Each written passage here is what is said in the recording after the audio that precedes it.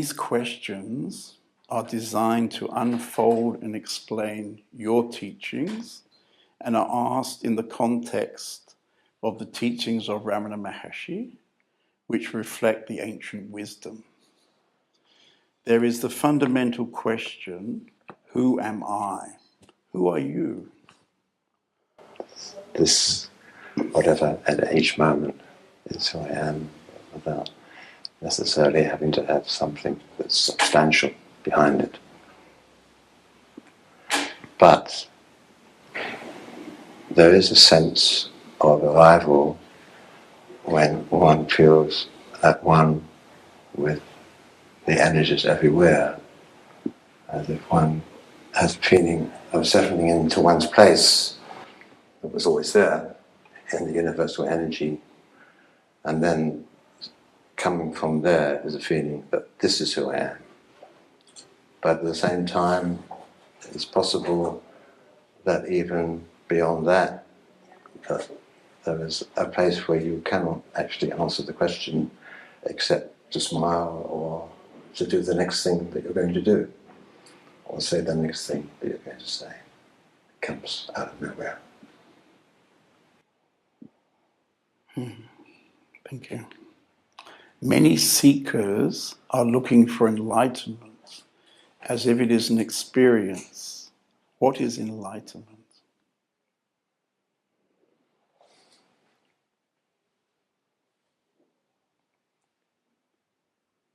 Well, the moment you ask the question, you make it an object. And I look at this object and I can't find this object. So I don't know really what it is, but I think it's only something that some people can attribute to other people, but that the person who they attribute it to, I doubt can actually make the statement, I am enlightened. You can maybe say, I am what I am that I am this, I am that, Tajvamasi maybe, as the Indians say, but I don't think it's possible to say, I am enlightened. I can say that I feel often surrounded by a great deal of light, that I can feel that sometimes that I'm in the middle of a powerful light phenomenon, but I don't think that's necessarily what people mean when they say a person is or isn't enlightened. So I think really it is for other people to look upon somebody else and say, in my view or in my feeling, this person is enlightened. But I think it's actually irrelevant whether you have that definition or not. I mean, if you're doing something which is beneficial to other people and which is bringing people more to their truth or to their completion, then I think that deserves the highest praise. Maybe that's possible and doesn't really need a categorization like enlightenment.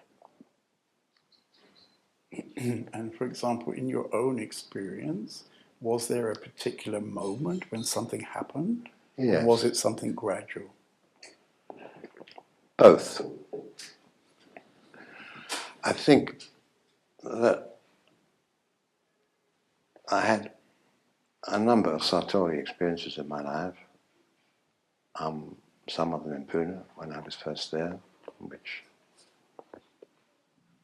Bhagwan, as he was then acknowledged as being a Satori, where everything kind of disappeared, or I disappeared out of the world.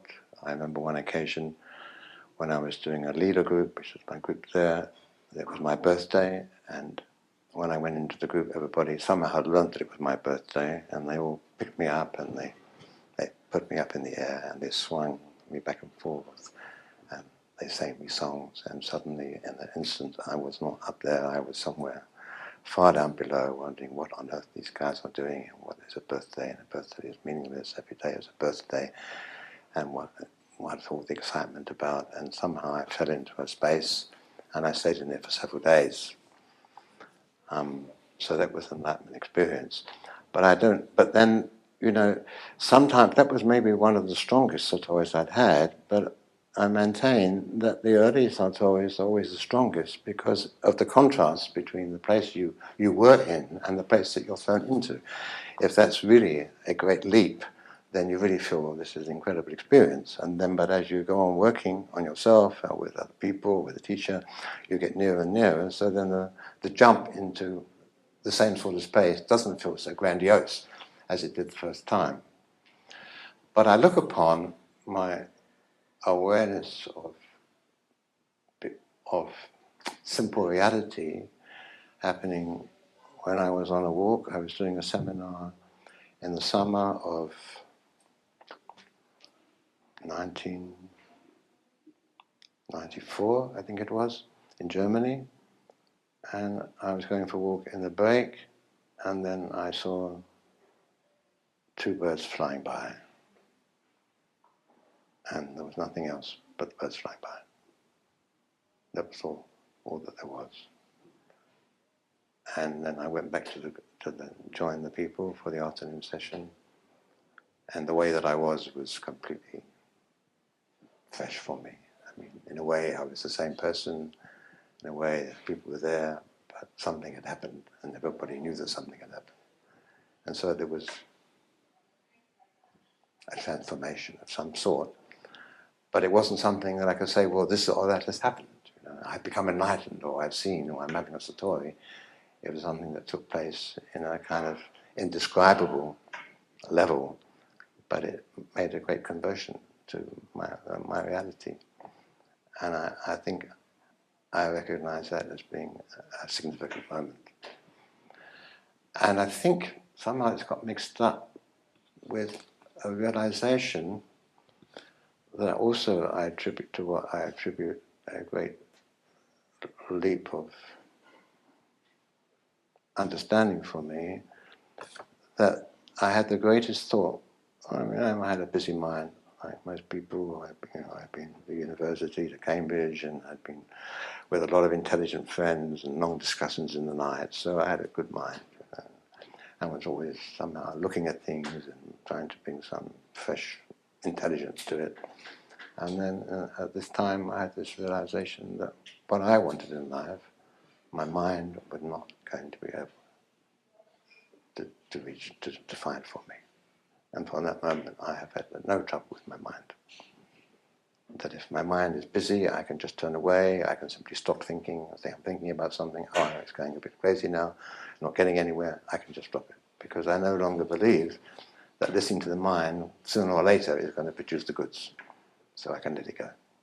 So that, I'm not sure if that coincided with this experience with the birds, or it was happening on the same day, but it was the two things together. Letting go of the mind, and out of that, finding the empty space in which no mind interfered with the simple experience of seeing a bird flying. And would you say that from that moment it's been unchanging, or would you say that, the mind came back to some extent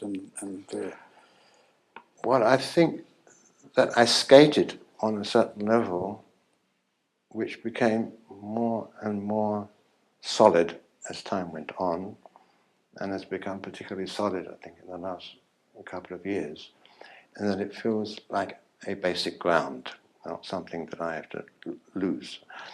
I'm not saying that I never lose it, because I do from time to time, but I don't have to search for it anymore. I don't have to put my feelers out for it anymore.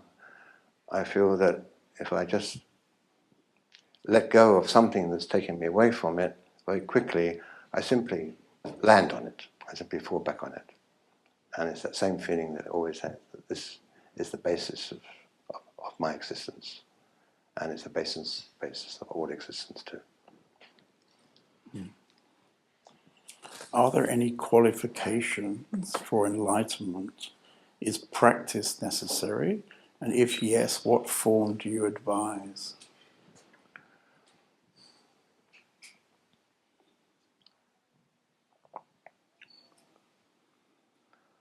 Well, I would imagine that all the practices that I did, and all the groups that I did in my early days, and all the meditations that I did, and all the things I did in Pune, and all the ways in which my teacher, Rajneesh, worked with me, they all made a significant contribution. But of course, when you arrive at a certain place, which is what I'm describing, the feeling is that you really didn't need to do anything to get there, that you're in fact clearing the way so that this could appear. So, in a way, I feel that I was privileged to be taken there. Although I did many things, including after many years with Osho, that I was actually inevitably taken there. And that feels very different to working with people who, in a way, I feel I'm instrumental in bringing them there. That maybe some of them will have the same experience of landing there without, in a way, any direct help from a teacher, But basically, I feel that I found a way that is potentially available to every human being to reach the same space that I'm in. And that way is through a shift of energy levels, and that's what I work with. And of course, you've been working now for many years with people, and probably very many people. Yes. Have you seen this happening to some of those people? Well, I see it happening all the time. In every seminar, I see it happening, but it doesn't stay. And I see that the more often people get attracted or drawn to that level that I see as a level of oneness, then the more quickly they go into it and the longer they stay in it. But the center of gravity, it's like you can have an experience, you can be in a certain place, and then you can be transferred to the experience, and then the place that you're at then categorizes that experience or describes that experience.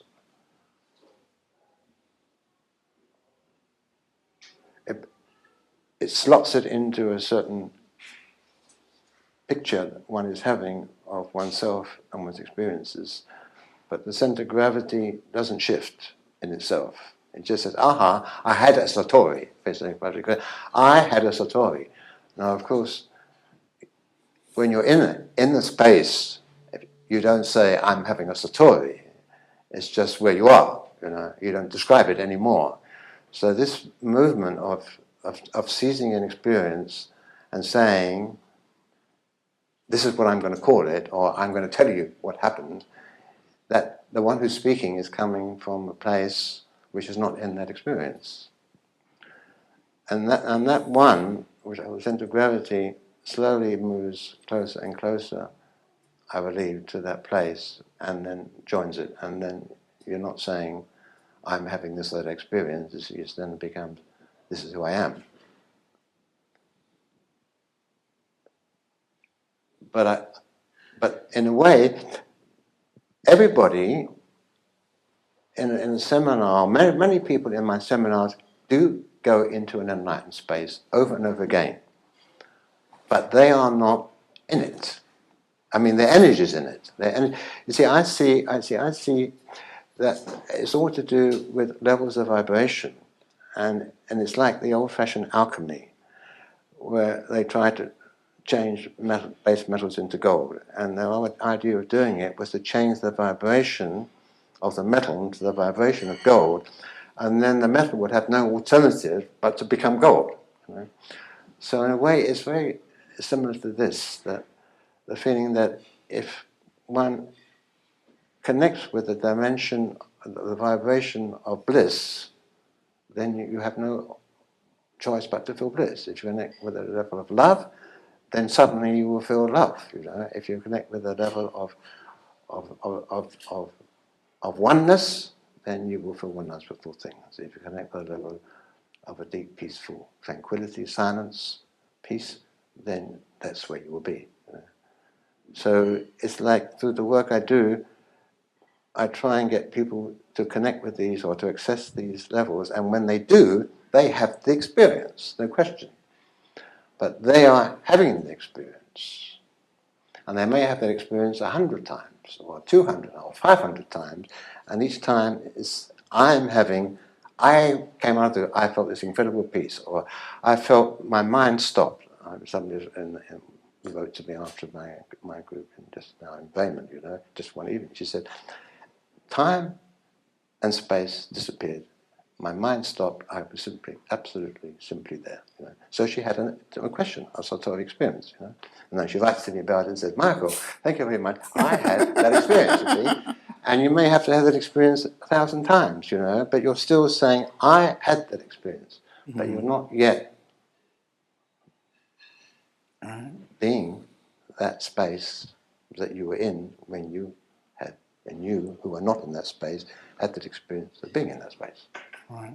So actually that comes on to the next question very well, because in a way what you're suggesting is it's something to do with this I.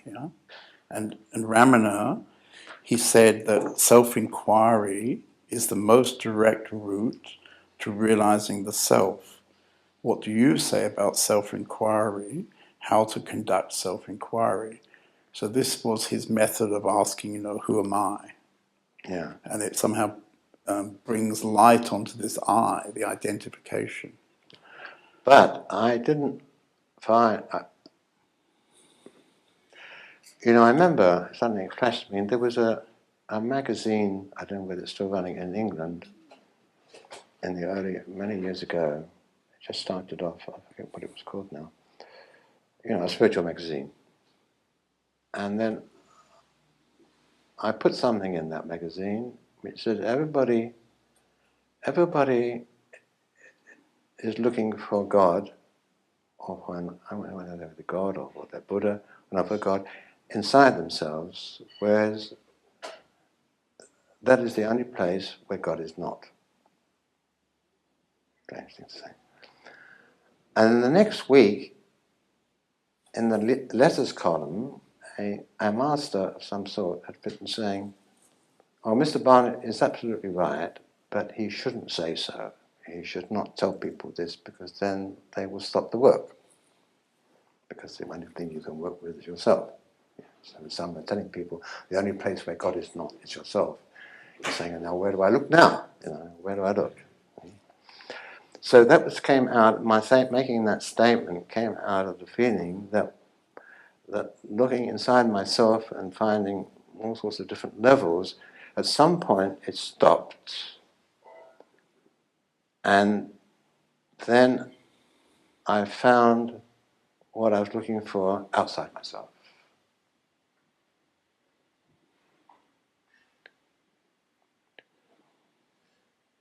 And I don't know whether that connects with something that stuck in my memory with a master called Klein. French master. French master, yeah. Died. He was from John Klein, I think. Jean. Klein. He was, I think, from Hungary or somewhere, but he was working in France. And he has some beautiful books he wrote, which I read. But I also saw a video of him, and he said, someone asked him this question: how do you know if a teacher is the right teacher for you? And he said, does your teacher take you away from yourself? If he does, he's the right teacher for you. So it was like that in order to find my own depths, I had to open to what was all around me and tune in to what was coming, which was there in the environment and which was coming into me or which was accessible to me. And that by finding something in these space dimensions, in space, that then it echoed in me. So it was like going out of myself in order to find myself. Or comes the Jesus quote, he who loses himself for my sake will find himself, who finds himself will lose himself. So it's a matter of losing myself, or leaving myself alone and opening to the non-me, the not me, and then finding what I was seeking in the not me, and then because I found it, then of course I found it also in myself. And then the two became one, and then there was no separation between myself and everything else around me.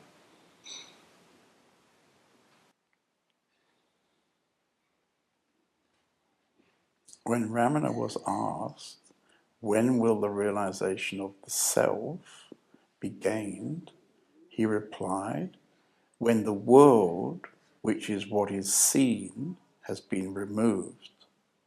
There will be realization of the self, which is the seer.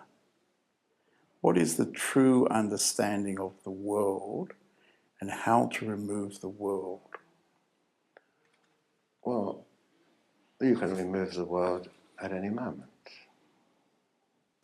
You can just drop it. It's just a movie. It's just a fascinating movie, or many billions of movies all interacting with each other. You know, I'm reminded of a Zen story about a master saying to the disciples, well, if the sun is coming up, who can make the sun go down? And one of the guys got up and he pulled the blind down. Beautiful answer. Sun disappeared. So I believe in the same way you can pull the blind down on the world. And yet the world's still there, but you don't have to be caught up in it. You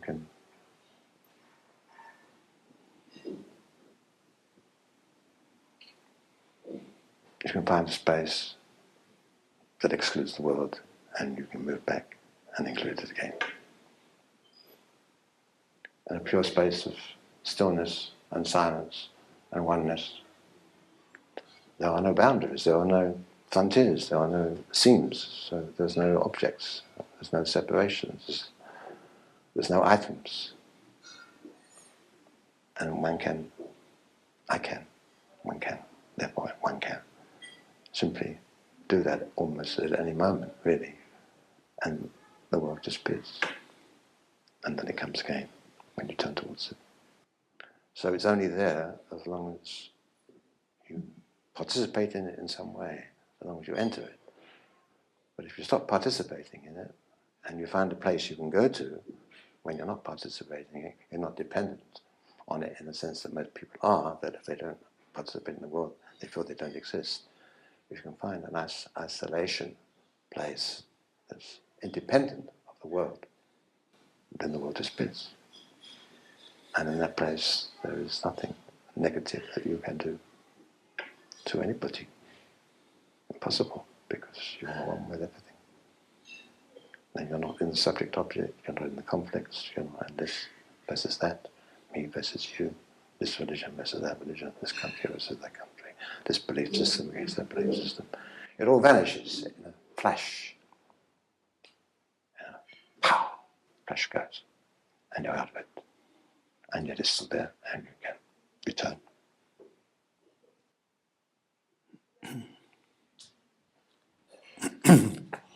It has been suggested that the mind must be destroyed for liberation to occur. Do you have a mind, and how to destroy the mind? No, you can't destroy the mind. Mind is, when I talk about what I'm talking about, I can't do that without a mind, even though I'm not thinking. I'm just letting words come. My mind knows the words that I need to use in order to speak to you and answer your questions. So, I mean, my mind is beautiful, but it has to be mastered. I don't believe the mind is the master. I believe that one has a master beyond the mind. And with that you can master the mind and subdue it and stop its mischief and get it to behave. And then it can participate with the rest of your being in its proper position and act. And that's the appropriate part of you through which to act. Could you say, for example, that there is a functioning mind and a thinking mind, and it's the thinking mind that has to go? Well, yes, I can say that. I mean, yeah, because when you're in thought, then you are in a way captured. It captures you completely, and therefore your reality is reduced to the particular thought that you're having, even though your thought might be about the whole world, for example, but you are caught up in an activity that is in time. You're lost in part of the movie. The movie mind is part of the movie. And when the mind is still, it's still there, but you're not captured anymore, you're free. And even if the mind then begins to move, it's just like an activity, like you are nodding. I see you nodding, I see somebody moving the camera a bit there, I see somebody doing something here, falling asleep, or whatever. And then maybe I can feel a thought moving here, but I can just acknowledge that it's there, but I'm not captured by it. So the thing about thinking is that it captures people and they get lost in thought. But if thoughts are coming, I mean, I'm not sure how to describe the difference between thinking and now I'm talking, but I'm not thinking. So something is coming from my mind. Whatever I'm saying is coming from the reservoir, the silent reservoir of knowledge or experiences in my mind, and I'm converting all that sense of my life into words, and my mind is doing that, but I'm not lost in it. I'm sitting here serenely listening to I'm listening to myself speaking, and I'm hoping it's making some kind of sense, and I hope it's providing something about what you would like. But I'm not manipulating it, Right. I'm not fixing it. Right, yeah. I mean, there is this sense that when you come to a certain understanding, then it's almost like a wireless, the words come through, but there isn't anything really, no processing somehow. It's just like a flow that happens. So then who am I? Who is the one who is speaking? Right. That's what I said at the beginning, that I don't really know. It's just happening. In the moment, you're asking me a question, and an answer is coming. Right. Like the famous story of the goose is out. You know the one of the goose is out. Maybe you could tell us that story. Yeah. Yeah? If you don't mind to tell us that story. Well, where the famous Zen koan, you put a little gosling into the bottle when it's very small, and then the koan is how to get the goose out of the bottle without breaking the bottle. The mind is the goose in the bottle, but if you stop thinking, then you're out of the bottle. So there's a famous story about a master called Nansen, and Rico, his disciple, comes to hear the master later and says, Master, he asks him this question, and the master doesn't say anything. And after that, he waits a little while, then Nansen says, he's not going to answer, so he walks away. And then Nansen says, Rico! And Rico says, yes, master. He says, the goose is out. Meaning, he just answers without thinking. He doesn't say, why are you asking, what now, why? And now he's talking, and now he's asking me, maybe I can't get an answer. In the instant he had heard his name called, he said, yes, master. And he said, the goose is out.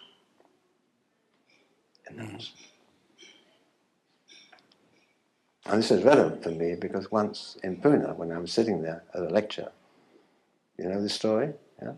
Well, you tell us. I mean, I do know it, but they they don't know it. Right. I'm so sorry. Right. And Bhagwan is in the middle of a talk on Zen, and suddenly shouts out, Somendra, the goose is out. And I'm just sitting there with another 400 or 500 people just listening to him. And I don't know. I looked around. I couldn't see any goose around. But anyway, it's like in that instant, you can just for a flash responding without thought. and then you're in an empty space. And if you actually, the mind stops, then there's consciousness, but without anything in it. Would you say that you're operating from that most of the time, or more when you're doing your seminars, for More example? when I'm doing my seminars, you know, when I'm talking things about one of the things, I'm talking about football, you know, or a movie that I've seen, or I'm chatting with my kids or something, then I'm not in that space. Sometimes I can feel that space there at the same time as I'm functioning in an everyday way. I can feel it's there, but it's not appropriate to be in that space, maybe with my kids, you know, because they're asking specific questions, maybe about specific matters. You know. So, you know, my empty space is probably so interested in that, so I sit there and smile enigmatically at them. It's not quite appropriate. However, is it true to say that small children are very often naturally in that space? Yeah. You know, when often parents, not often, sometimes parents bring their kids to get a name. You know, I'm in a seminar and the kids come, especially in the summer event, or when there's families come, or the winter event. But other times too, they bring their kids to get a name, you know. And I always give them the name in the seminar, you know, not privately, so they have to come. And all the people in the seminar sitting there, maybe 50, 80 people, and the little kid comes and sits in front of me, you know, for his name. And nearly always, when they do, they look up here. Look at me like this. And they smile, and they look around like this, as if they're seeing something that the adults cannot see. But they connect with some energy, I guess. Yeah, that's, so then, has not yet been eliminated as non-real. They haven't really yet any science books which tell them it's all nonsense, you know, and only what you can touch and feel and measure is reality. So they're not yet confined. So they just look and they respond to what they can see. And it's very nice. It always makes me smile to see that. And sometimes I can feel the interaction with them that's so playful and natural. So could you, going back to that other question about enlightenment, could you say that that actually enlightenment, although it's a big word, is actually something very, very simple and not really different from the space where a small child is living? Well, you know, everything is really relative. We can't help but measure things against our experience, parts, even if we are very much in the present moment. Somehow the mind is already, even if the mind is quiet, it's still got everything else stored away, you know. So, of course, there are times when I fall into that space and I think, well, why isn't everybody in this place all the time? Because it's a very natural place. But then when I was telling you about how people, what happens to people in my seminars, how they fall in this experience and they're recording this experience, you know, and then they have to move more and more, the place that's recording has to move towards it, then in a way that takes a long time, you know, so it's not simple. So I know that it's not simple, and at the same time it appears simple, but relative to the way that we have all been indoctrinated with our social conventions and belief systems, you know, I see that it's not simple. So sometimes I look and say, as I describe, well, I mean, why can't I be in this place all the time? Why can't everybody in this place be all the time? But then most of the time I see, well, you know, it's not. It is a simple place, but it's extremely difficult to fall into it, to let go of everything that's keeping away from it. But when you're in it, I mean, in a way, you know, I'm reminded of a story. A man says to a master, "What do you do?" I like the story, and he says, "I work with human beings." And then the guy says, "Well, what are they after you finish working with them?" And he said, "No longer human beings." So, in that space of light and simplicity and ordinariness and presence, it's possible often I don't feel as if I'm a human being anymore. Because human beings are people who have problems, who have difficulties, who are struggling, who are fighting, who get overwhelmed by things, who are aiming for goals and who are failing and so on. All this chaos and debris about human beings is not there anymore. And I think, well, what is the space? I mean, I can't call it human, otherwise I have to say everybody else is inhuman. So I'd rather say I'm feeling non-human and they're all humans. There's such a contrast. It's not me against others, because I also can be in that place, and I have was for most of my life, you know. But still, the place seems to be, I mean, somewhere, it's like what they call on the other side of the abyss, you know, the other shore. It feels like it's on the other shore. And you're looking at this shore and you're saying, well, I mean, that's somewhere else. I can go back there, and I'm likely to be back there maybe shortly. I'll find myself right back there. But where I am here, I see that I'm not in the world as people normally conceive it, as being a world which contains the situations and problems and what people are confronted with in life. That all that has vanished. Like the blind has been pulled down. I'm in a place where everything is simple, straightforward, and there's nothing to be done, and I can just allow whatever comes through me to come through me. And anyway, it doesn't matter if there's nothing either. It's not quite happy just to be. So, for example, you were saying that in your seminars, it's very common that people come to this place you've just described. Yeah. But then you've also experienced that they seem to lose it. I mean, there's something happens, yeah? So what about the tendencies of the mind? Must these be removed before self-realization can become permanent? How to remove the tendencies? Can I interrupt? Can you stop the camera? Yeah. I was saying that in your seminars, you had said, well, often people come into this space that you were just talking about, but then later they seem to lose that, they lose contact with that. Yeah. And even that could happen quite a few times. Yeah. What about the tendencies of the mind? Must these be removed before self-realization can become permanent? How to remove the tendencies? What do you mean by tendencies? I'm meaning like the structures, you know, like certain patterns that seem to be etched in the mind. Uh-huh.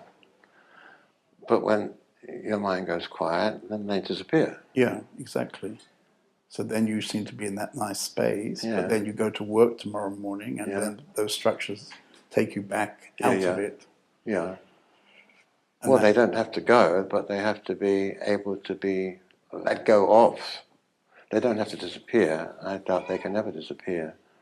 Yeah, I think they are ingrained in, you know, so that as soon as you start to function in time and space, in the world with other people, then they're going to be the instruments through which you communicate and express yourself, you know. So I think that, I mean, the tendencies, as you call them, they seem to be the mind's influence upon our activities and what we choose to do and who we choose to be with and so on.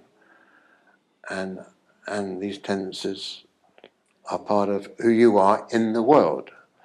But as I was saying, when you're in that space, you're not in the world, so you don't have any tendencies, and you don't need any tendencies. I mean, the tendencies come from your lifetime's interaction with other people in the main, and with the world in general, maybe animals if you're interested and so on, with other parts of nature. And when you're in the space I'm describing, there's no definition anymore. You know, there's not other people, this person and that person.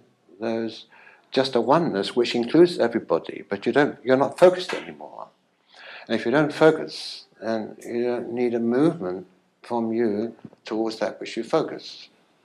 And therefore some attitude or some quality in that movement towards another person, positive or negative or sweet or sour, whatever, you know, or communicative or silent, then these don't operate anymore, you know, because you're in a way, when you're in that space and you're speaking to everybody equally. I mean, you may be influencing what I'm saying now, but what is coming from me, is really, I'm saying it to whoever wants to listen, but I'm not really answering you. It's not like we had to go and we were sitting there together. I was answering you. We were chatting, we were sharing experiences we both had. That's different, and I'm focused. I'm focused on you. But at the moment, I'm not focused on you at all. I'm not focused anywhere. I'm just allowing a response to come from within me. And I trust that, and I hope that that's what's needed, and if it's not, too bad. Okay, that's the best so I can do. yeah.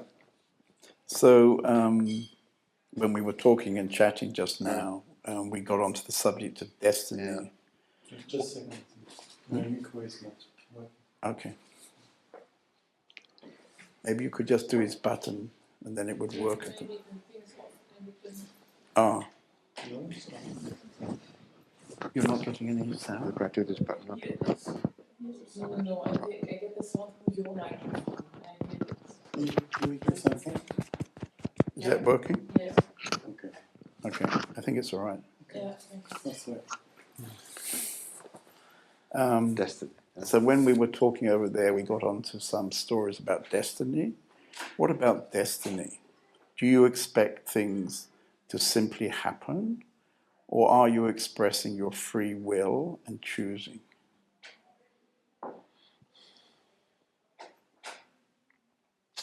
Mysterious. Tie up. I don't think one can ever know. One can't find the place.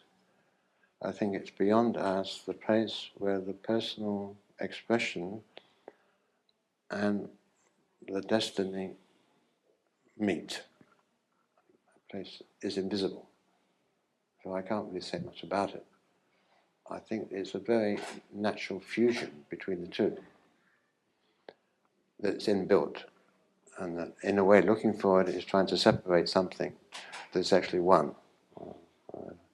It's like a dynamic through the person, which includes, as I said to you before, the future and the past and the present and the person, and it's all fused together. So in a way it's all running along like a mountain stream, really.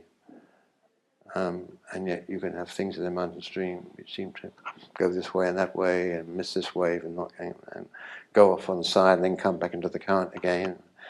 But in a way it's still always continuously part of the stream. So I think it's all the stream. It's all the stream on some level. Yeah. And you can come out of the stream and then you can measure things that are on the bank and get stuck on the bank. And then see the stream as a stream as opposed to being part of the stream. And then you can discuss the relationship of the stream to the banks of the stream, to the bushes beside the stream, to the fish in the stream. You can do you can do all that, You can come out and then separate something that is just a simple flow. Or you can also say, also it's true, it's all just one flow. From birth to death. Or maybe before birth to after death. I mean, maybe the majority, in fact, of human beings, they're always looking for what's the best or the good for them. Yeah? Mm-hmm. And when we were talking before, we were easily agreeing that actually something that one day might seem not really very good, the next day or sometime later could turn out to be just the right thing. Yeah. So that would be it. That would be either being in the flow or coming out of the flow and saying, rivers don't go straight to the ocean. So you're in the river and suddenly the river turns and starts going backwards, like the Thames does when it goes through London. You look at the Thames like that, it's winding like this, and you think, but I want to go, the ocean's over there. What am I doing going backwards here? I'm going all wrong. My God, will I ever reach it? Maybe I'll go back to the source again, have to start again, But in fact then the river turns, and slowly it arrives its own way. The work of the slopes, rather than the mountains. The movement of the river is the work of the slopes. And the slopes don't necessarily go in a straight line. They take it meanderingly. You were saying something else that I found very Because this keeps. just do Well, the then button. maybe I if I think do it's this better. button, maybe then the shirt won't fall. Yeah. No, it's better. Yeah. You see, maybe it's Yeah. too. Yeah. It's more stable now. Yes. You were saying something very interesting earlier, because you said something like, "Well, my life goes in a certain flow, and then sometimes it seems to go into a pool, and there's no movement, and it's like nothing really happens for some time, and then there is a momentum again." Could you say something about that?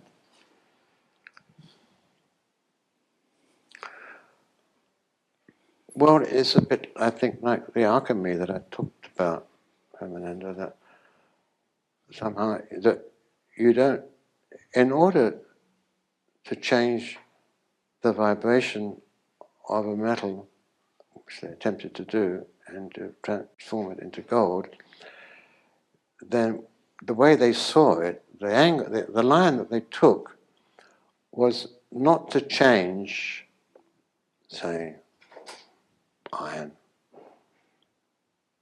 so into something that it was not, but to break it up to its basic component, and then in a way reassemble it on an atomic level, on a vibrational level, electron level, so that it became gold. So not to change it from that to that, but to dissolve this into its basic components and then reconstruct it or redevelop it so that it ended up like the hand. So the fist becomes the hand, but not to try and change the fist into the hand. So it's more like that somehow that you have a momentum and you're moving in a certain direction in your activities, you're fully involved, and then somehow it comes to an end in some way, or you reach some limit, or you get sick, whatever it might be, that anyway it comes to an end.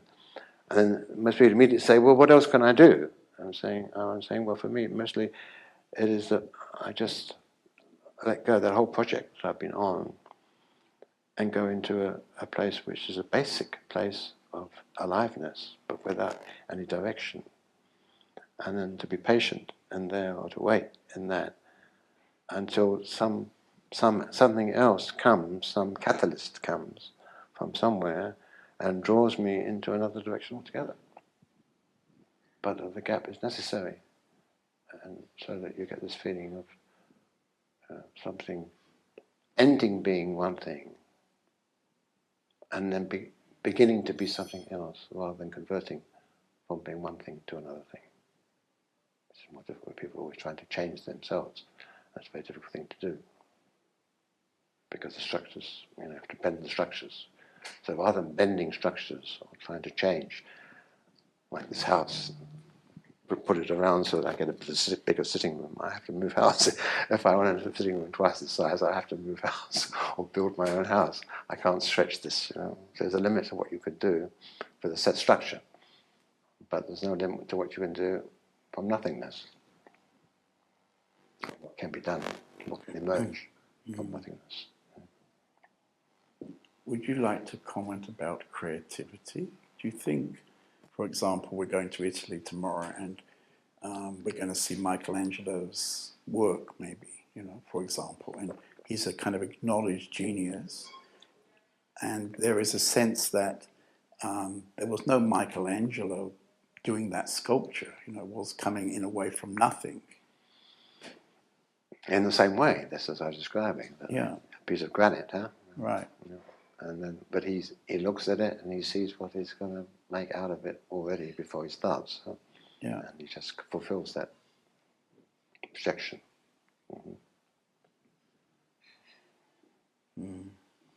Well, creativity. Well, let me start off a bit personal experience. In my seminars, well, you say you've seen a few videos, but emerged. I already do them now, but we do them on the training, and my assistant does them on the training. There are hundreds of little structures, explorations that people do to bring them into the space I've been talking about through interaction with other people. You know. And all of these emerged in the middle of a seminar, in the sense that I would be in the space, I'm going back now 25 years, 30 years.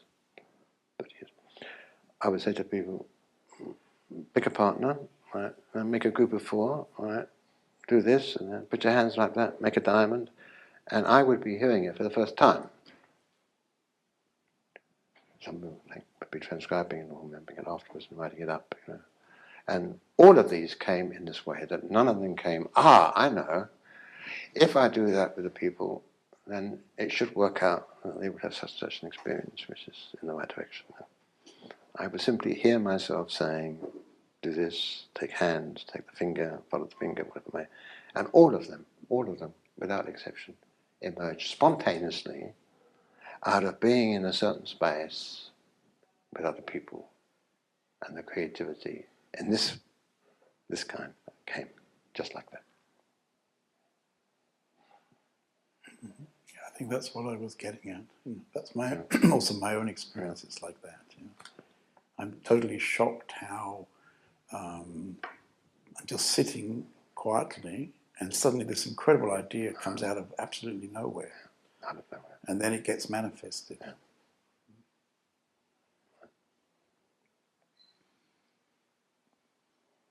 Action out of emptiness. I've got 2 tattoos on my arm here. One is a circle, which says emptiness, and the other one is a sword, which says action. So sometimes when you get to emptiness, you feel, oh my God, there's nothing here, nothing's going to happen, and you feel like you've lost all the so-called creativity you had before, which came out of somehow exploring and one thing triggering off another and so on, and one thing leading to another. But then you sink into nothingness. Then suddenly a movement comes, even a joke comes. You know, you put that with something. You hear yourself say something, and you think, where did that come from? I mean, it's not like my normal standard statement. It seems to come out of nowhere. But of course, nowhere. When you go to nowhere, you're tapping, I guess, universal creativity. So if you're in some relationship with whatever is available there, then you will connect with it and you will express it.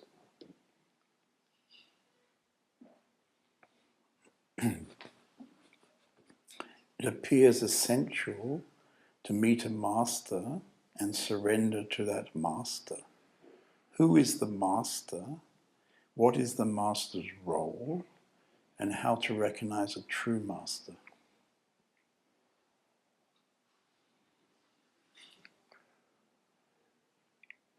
Well, I think that's starting at the wrong end. You know, what is the master? What is his role? You know, I've always done what comes naturally.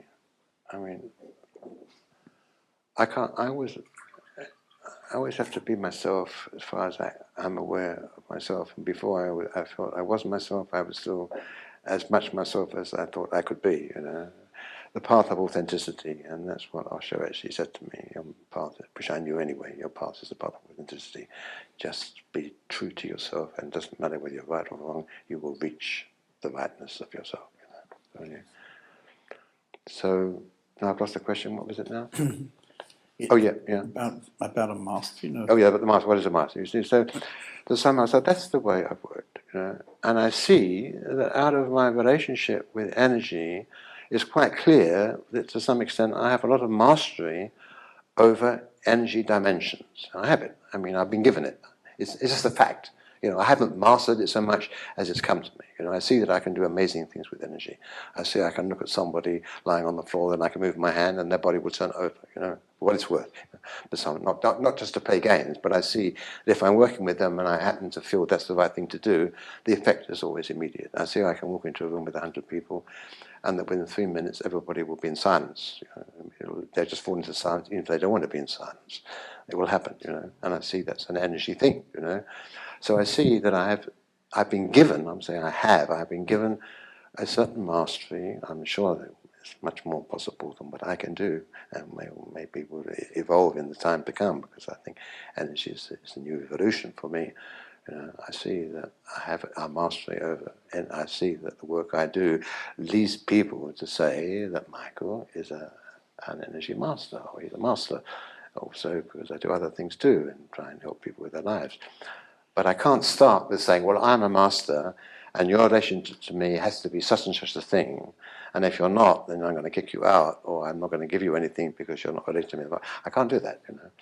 It has to evolve. It has to come naturally from who I am and what I do. And people appreciate what I do, and they get a lot of what I do, so I get a lot of love from people, I get a lot of appreciation, I get a lot of respect from people. This comes, but I don't demand it. I don't say, if you don't give me this, then you can't be my disciple or my student, you know. So I can't start saying, I'm a master, what is the appropriate thing for a master? I just accept that whatever comes from me being who I am and doing the work that I do, that's the situation that prevails, and that's my relationship with people. It emerges from the reality of my work. And whether people can, well, I know that, you see, all the people that I connect with these dimensions through resonance. Resonance is what I use. I mean, I go in the place myself, and we're all the same. So the other person also, by connecting with them and through the energy lines and with their bodies in certain ways, I can bring them to resonate with me so that we're vibrating on the same level, you know.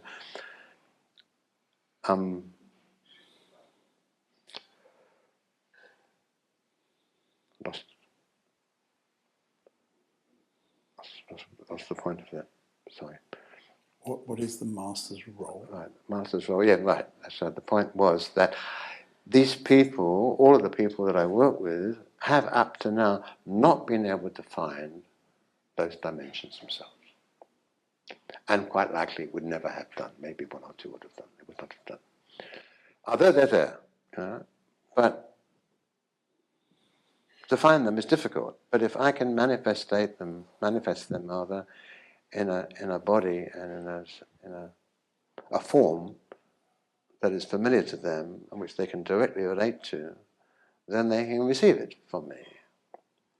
You know, when I move my hand like that and I touch somebody on the shoulder and they start vibrating or fall over or whatever, what I'm bringing was already there, but they were not falling over and they were not vibrating. You know, of course, it's added to my human touch. Of course, it's important.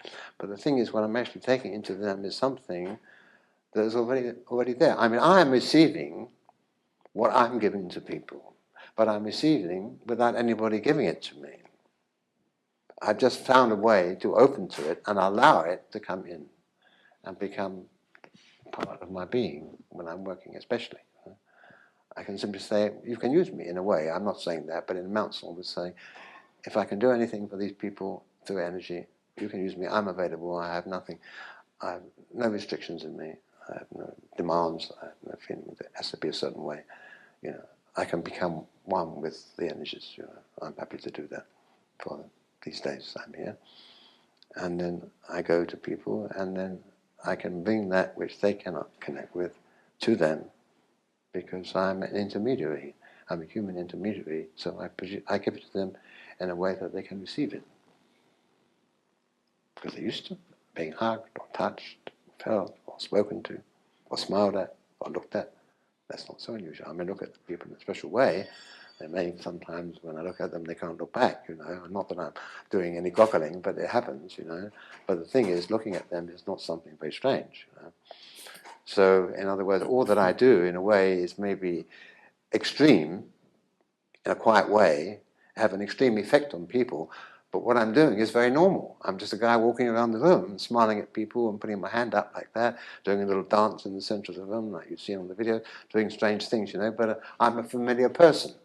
I'm a person, and people are familiar. So in a way, they will connect with me. They're not afraid of me. You know? They're not thinking I'm not. You know, I've got a goblin's head. You know, or I'm not a gorilla. You know, I'm not something they feel immediately. I can't connect with that. I'm somebody that is a very normal human being to look at.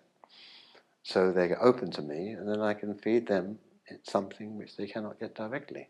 And I'm hoping that by doing that, that part of them would awaken to such an extent that they will then be able to connect directly themselves with it as I can do. And how to recognize a true master?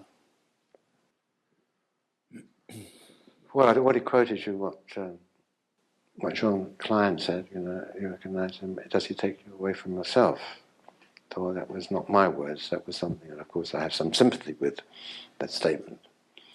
How do you recognize the Jumata? Well, I think in my case, it's a bit different from maybe from other teachers.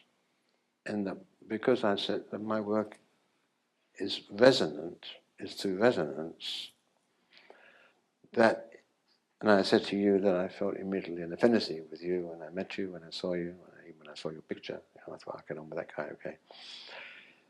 That it's as if even before they reach the true vibration, that people's own vibration has an affinity with other people's vibrations. And that I think for most of the people who come to me and stay with me for a while, there is the similar resonance that I have with you, in that we feel part of the same. Let's say when the Big Bang happened, you know, we were all close together, you know, before we got scattered everywhere.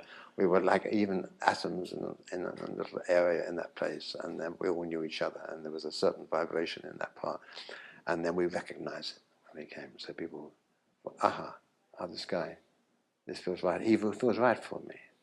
So it's not a question, how does he know? How do I know he's the right guy because he does this, or like John Klein says, he takes me away from myself. I feel comfortable, I feel okay, I trust this guy, I feel warm-hearted towards him, I feel a fellow feeling towards him, and I feel that his work, his energy work is in fact appropriate for me, fits me, works for me. So if those things combine, then I've got a student, you know. And he's got a teacher. And it just goes on. So like the relationship, if there is such a relationship as master and disciple, or teacher and student, it emerges from the basic relationship. You know? I mean, I don't walk around like a master, you know. I don't walk into my groups, you know, like a master and sit on a nice big chair, you know, and somehow say, well, here I am. You can see I'm a master, so how can I help you, you know? I don't, you know. I mean, I move around, and I mean, I have some status. Well, I do have a chair, and they're sitting on the floor. There is a certain amount, though sometimes I sit on the floor too, you know. But you know, it's like somehow I'm just a guy. You know, I wander into the room, but then I do certain things, or I'm in a certain state. My presence is strong, and then people start relating to the actual situation. Of course, some of them come in with ideas. Oh, they've heard about this guy, and they're just fantastic, and so already like come and they're saying, you know, they're in some awe. You know, that does happen with new people. But most of the people who know me, I mean, they're not in awe of me. I mean, if they are, it's because it's about something that they've experienced rather than something they've heard. You know, because some of the things I do are very awesome, but after a while they get used to that. They think that's just the way it goes. That's the way it works. You know. So I feel that somehow that, you know, I'm not creating immediately a situation in which is anybody coming and say, well, he's the master, and they're the disciples who are all sitting there, somehow looking and asking questions and getting the right answers and help and guides and things like that. It's more amorphous than that. It's formless than that, and I move around a lot amongst people, connect them, and so on. So I'm rather a special kind of catalyst person amongst all the other people. And if they want to translate it into the known formula of master and disciple, they can do that. But I don't actually feel that's actually very accurate for me, because I don't see myself as being somehow aligned with most of the people who adopt that role and are happy to adopt that role and maybe are absolutely worthy of adopting that role and can do the work of the master and treat the people like a disciple and go through the more traditional ways of master and disciple relationship. I don't feel I do that.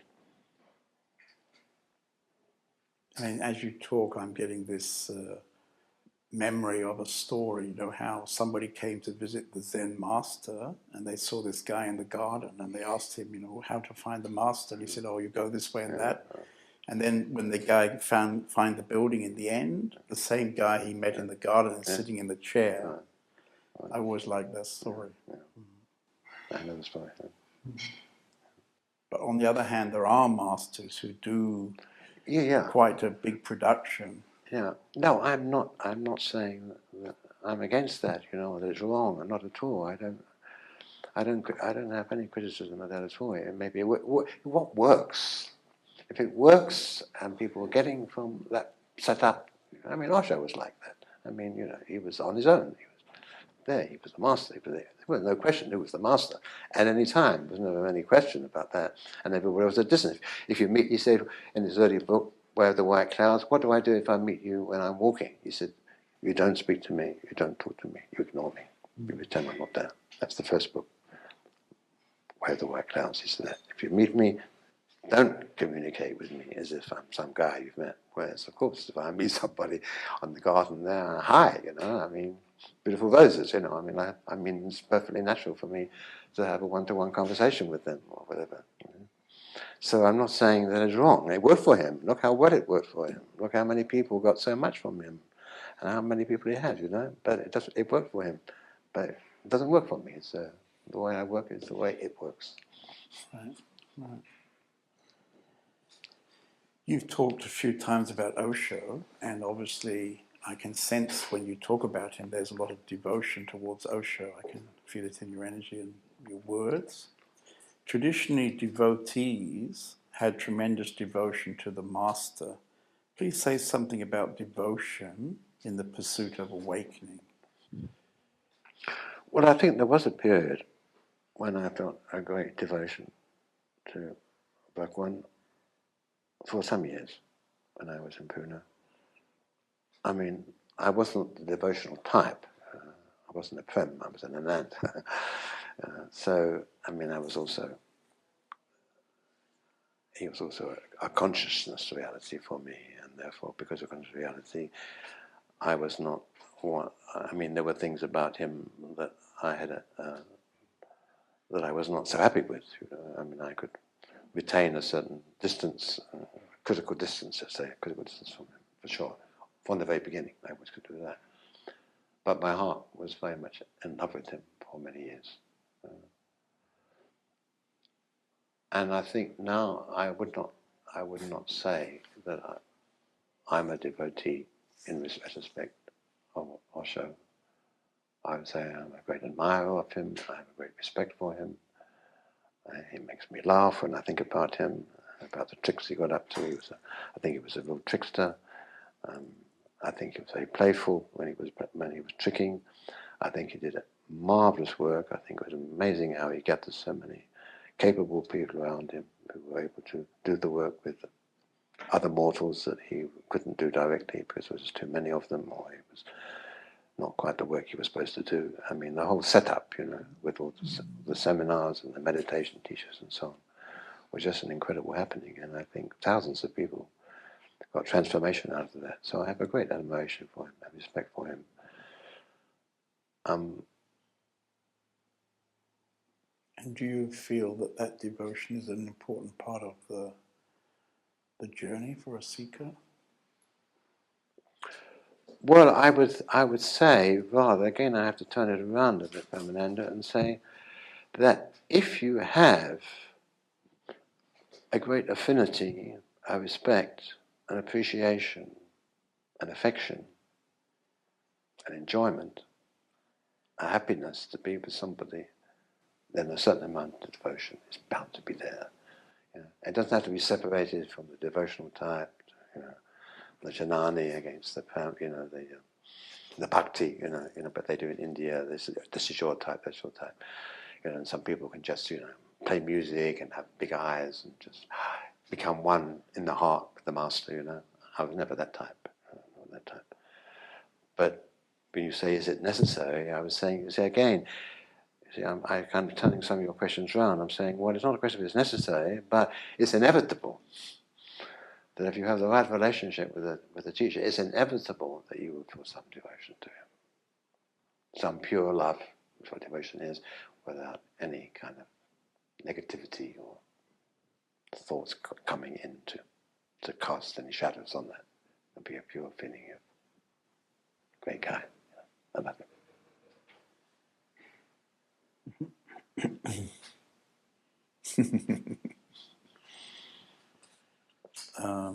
Seekers often have curious ideas about the enlightened state. Please describe your typical day and how you perceive the world. Please describe my typical day. And how you perceive the world. What's that got to do with the first part of the question? Well, my sense is that sometimes people have strange ideas about an enlightened person. You know, I see. Like they're sitting in a chair all day, I see. totally in bliss. Oh, I get the connection now. Whereas, in fact, what an enlightened person is. So you want me, as a so-called enlightened person, to describe how an enlightened person spends the day, huh? Yeah, is that what you're asking? Something like that, yeah.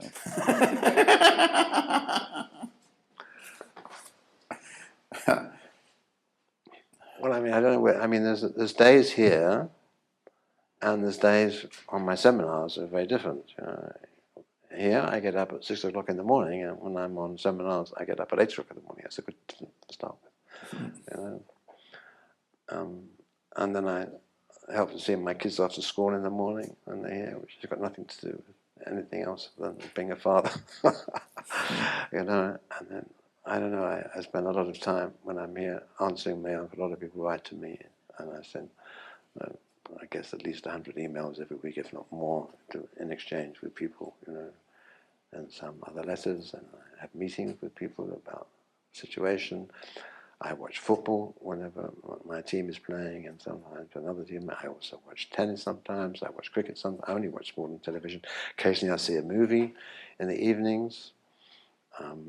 I go for walks around here 2 or 3 times a week, and my wife and I go out to dinner maybe once every 10 days or so. When I come back from the group, we usually go out. And in general, I don't think there's anything particularly extraordinary about the way I pass my days when I'm not in seminars. You know. I think for the people who are in the team, then I think being here without me doing anything other than I've described is in some way extraordinary, because I mean, I guess have some kind of energy which you've even felt when you come in the house, which is here in the house, and that they drink in, you know, although I'm not directly related to them very much. It often happens when we're having a meal, we eat, and then we stop, and then suddenly there's huge silence for you know, I'm not doing anything, I'm not meditating, I've got my eyes closed. I may even be saying something to Mishka, one of my kids, but there's huge silence for everybody stops eating. If they haven't finished, they close their eyes, and I sit there and I think, well, I'm not doing anything, but everybody's gone into this incredibly deep space, and they can't eat, and they can't move. And I wait, and then I have to get up and go, because I know if I don't, they sit there for the rest of the evening. You know? No, they won't be able to move. It's not that they're respecting me; it's that they're in the space. They go into the space, you know. And I think, well, I mean, I don't want to sit here all evening with them. And anyway, I'm sure they've got better things to do than sit here. So maybe after 10 minutes or 20 minutes, I just get up and go, and then I walk into here, and I hear click, click, click. Everybody starts collecting the plates. So life goes on, you know. But they haven't stopped because of anything that I've intended to do. I'm not saying now, like saying grace before the meal. Now we have our silence after the meal. It simply happens over and over again. Most meals. If I don't get up and go, sometimes I get up and go immediately because I've got plenty of things to do upstairs. But if I sit down with them, then there's silence, and it always happens, and I have to break it. So my day is not so very different, I think, as far as the features of it are concerned, from many other people. It's nothing very special. I don't meditate. I don't do any meditation. I'm sitting. I mean, sometimes I sit very quietly, sometimes for 10 minutes, sometimes for an hour. I just find myself, it happens, I sit quietly, you know. But I don't believe in meditation. I believe in the meditative space. And I'm often in a meditative space, but I'm not actually doing anything. I fall, just like I described at dinner time. I fall on my own sometimes, in my room upstairs, you saw. I fall into meditative space, and I will sit there. You know, I will sit there maybe 15, 20 minutes. I listen to music in the morning, because I use music in my groups, and I need to pick music, and nobody can pick music for me, so I get a lot of CDs sent me, or I buy CDs. I have to listen through them, find tracks that I feel are commensurate with my work, resonant with my work, and pick them up, and then I use the music in groups. So a lot of mornings, for an hour or so, I do that after I get up. I read 2 newspapers every day. I read the Times printout. I get the Guardian every day. I keep up with the news. So nothing very special there, I think. I mean, maybe there is on another level something going on that people maybe, if you ask in the house, will say, but there's a very special energy in the house all the time. But I'm not creating that deliberately. It is just something that happens to be there. And so people, it's the same when I go into a group, I don't do anything deliberately, but I walk in, I sit down, and I say, like that, and suddenly the whole room's gone like that, And I think, I'm not practicing anything. I'm really not practicing anything. I'm just being the way I feel. I mean, I'm affected by being in a group, so of course something from sitting there immediately affects me. But in fact, something takes place in that room when I walk in, which in a way seems to be independent of anybody that's in there, including me. But I don't know. I don't really know. I mean, I just go along with it. I just follow the stream. The last question. The last question. And the last question, as Osho used to say. You've given us a profound discourse on awakening. When you would meet someone with a passion for awakening, what would your short advice be?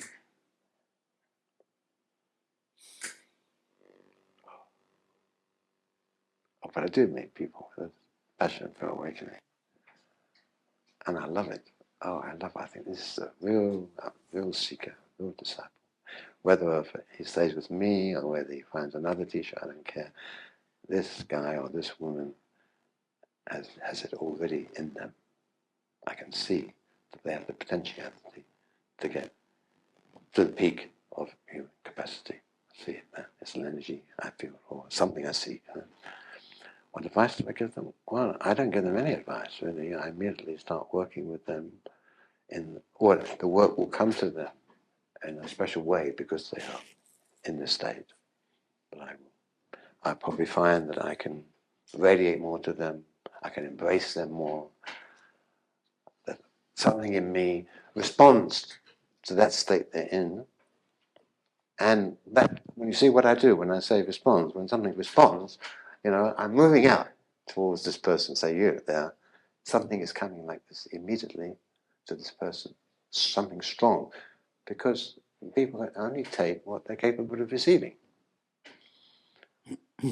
So you're saying you can give more to somebody who you feel can receive more? Yes. Or more comes to them, not that I feel now I can give this person more. More comes. Right. It's like an energy thing. If you've got a big resistance, when in the old days when the old two-dog radio, they had all these resistances in, and you wanted to slow the current up, then you put a big resistance. And if you wanted it to go further, you had a small resistance, and if you wanted to go straight through, you had no resistance at all. You had no resistances, This was a symbol for them. I did that in the army. I was the radio mechanic in the army. So I know about these symbols, So it's like if there's no resistance there, if you feel there's nothing protecting the person, but they're completely open, even if they may not know they are, then something goes. I don't have to say in my head, this person is dead open. This person is a budding Buddha.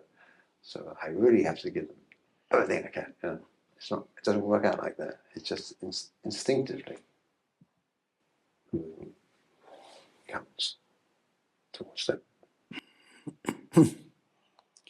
You mentioned resistance. I can't help asking you that. Do you have any tricks or special something for people who you can feel come into a big resistance? Well, on the level that I work, there's no resistance because nobody knows they live on that level that I work with, and so they haven't set up any defenses on this level.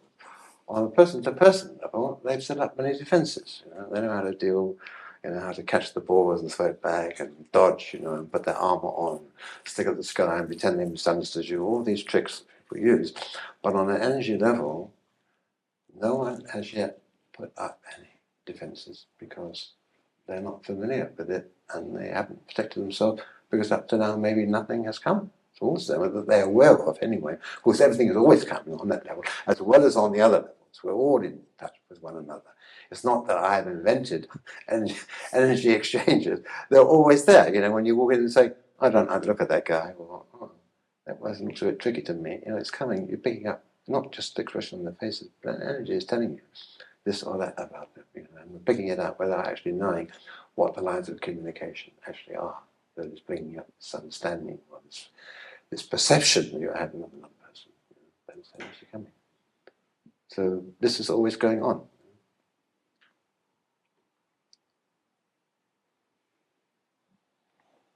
Thank you. Is there anything you would wish to add to this dialogue?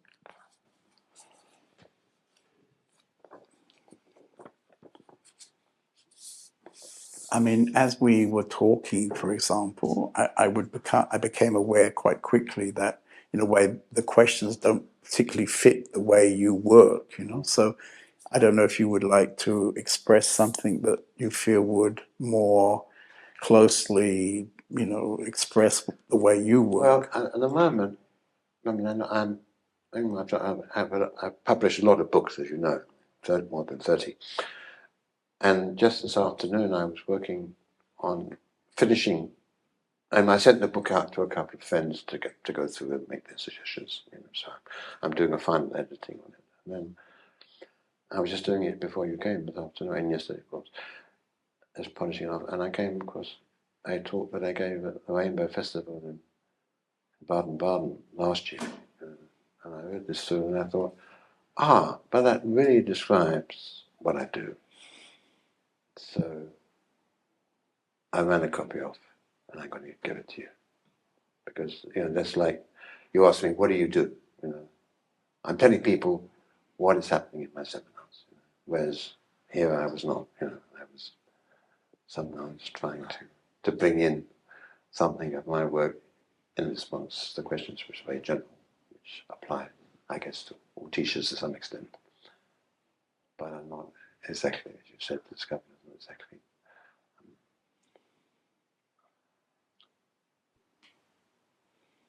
ideal to get from me. Not the questions were not ideal for me to express. That's why I'm kind doing. No, I know. offering you a space now because yeah. we still have some time. Yeah. If you would want to put that long talk into a nutshell, for example. Well, it's never easy for me to talk, just to talk from, you know, people something to me. Tell me, how did you get into energy work?